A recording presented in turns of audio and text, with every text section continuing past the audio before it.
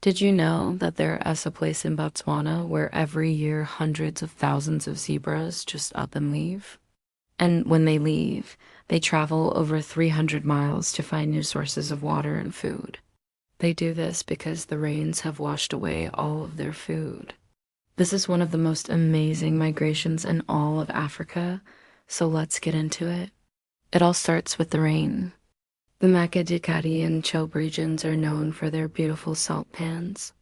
These pans are what's left behind after the rainy season. The water evaporates, leaving behind huge deposits of salt. But before the water evaporates, it provides a perfect habitat for zebras. The temporary pools are full of aquatic plants that zebras love to eat. And this happens all across the salt pans, providing an almost endless buffet for zebras to enjoy. But this feast doesn't last forever. As the dry season drags on, the water continues to evaporate, shrinking the pools until they're no longer suitable for zebras to live in. And as the zebras are forced to move, they leave behind their homes. The once lush grasslands have turned into a desert-like landscape, cracked earth and scrubby bushes as far as the eye can see. In this harsh environment, zebras must travel hundreds of miles to find new sources of water and grazing.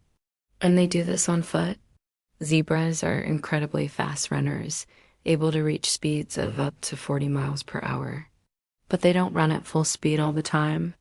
When traveling between feeding and watering spots, they usually move at a much slower pace, conserving their energy for when they need it most. The zebras travel during the night to avoid the scorching daytime heat. They move in single file, their hooves barely making a sound as they hit the ground, their stripes blending together in the moonlight, creating a mesmerizing wave of black and white. The zebras travel in silence, their movements precise and economical. They don't need to make a lot of noise. There's no predators that can catch them in the open, but they do communicate with each other through a series of snorts and barks. These sounds are too high-pitched for humans to hear, but zebras can pick them up from miles away.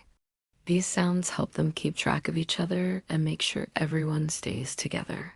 When they finally arrive at their destination, it's not exactly the celebration you might think it would be. After a long journey, all they want to do is get some rest and maybe eat something. But they're not done moving yet. Every year, as the rains come and the pools start to form, the zebras move again, this time heading back in the direction they came from. They follow the same route, traveling day and night until they reach their destination. This migration is the longest known mammal migration in Africa and possibly the world. Each zebra travels more than 300 miles round trip, which is more than twice the distance between London and Paris, and they do this every year.